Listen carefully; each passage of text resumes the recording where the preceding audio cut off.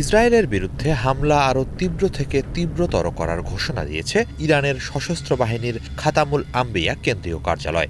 এক ভিডিও বার্তায় সংস্থাটির পক্ষ থেকে বলা হয়েছে, ইসরায়েল জুড়ে ক্ষেপণাস্ত্র সতর্কতা সাইরেন আর থামবে না, বরং সামনে হামলার পরিধি আরও বিস্তৃত হবে। একই সঙ্গে ফিলিস্তিনি ভূখণ্ড দখল করে বসবাসকারী ইসরায়েলি নাগরিকদের অবিলম্বে চলে যাওয়ার নির্দেশ দিয়েছে তারা। তাৎক্ষণিকভাবে সামরিক ঘাঁটি, নিরাপত্তা স্থাপনা এবং কৌশলগত অবকাঠামো থেকে দূরে থাকার পরামর্শ দেওয়া হয়েছে তাদের।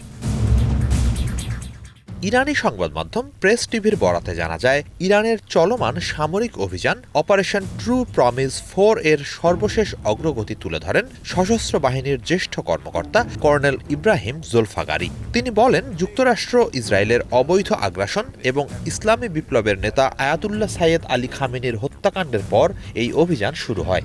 ইরান এটিকে তাদের সার্বভৌমত্বের গুরুতর লঙ্ঘন হিসেবে আখ্যা দিয়েছে।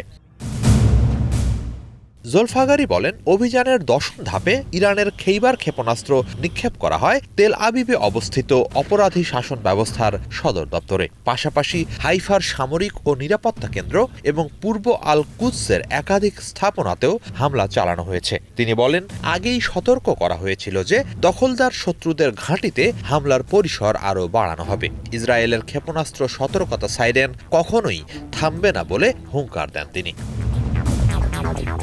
শুধু ইসরায়েল নয়, উপসাগরীয় অঞ্চল জুড়ে মার্কিন সামরিক উপস্থিতিকেও ব্যাপক মাত্রায় লক্ষ্যবস্তু করার কথা জানান এ কর্মকর্তা। তিনি বলেন, ভারত মহাসাগরীয় অঞ্চলে অবস্থানরত মার্কিন বিমানবাহী রণতরী ইউএসএস আব্রাহাম লিঙ্কনের দিকেও ক্রুজ ক্ষেপণাস্ত্র ছোড়া হয়েছে, যার ফলে জাহাজটি অবস্থান পরিবর্তন করতে বাধ্য হয়। কুয়েতে অবস্থিত যুক্তরাষ্ট্রের আলী আল সালেম ঘাঁটি অকার্যকর হয়ে পড়েছে বলেও দাবি করেন তিনি। এছাড়া বাহরাইনের সালমান বন্দরে অবস্থিত একটি মার্কিন নৌঘাঁটিতে ড্রোন হামলা চালিয়ে কমান্ড ও সহায়তা অবকাঠামোর ক্ষতি সাধনের কথাও জানানো হয়েছে।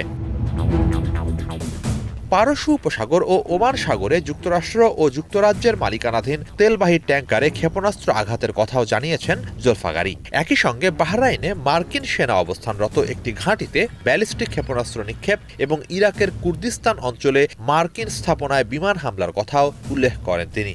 এসব অভিযানে 5 শতাধিক মার্কিন সেনা হতাহত হয়েছেন বলে ইরানি পক্ষ দাবি করছে।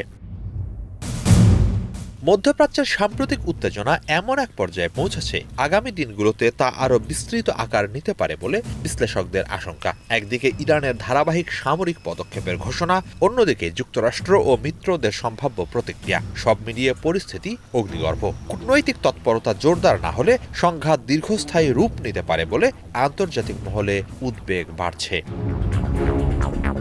হিজল জুবায়ের, বাংলা ভিশন।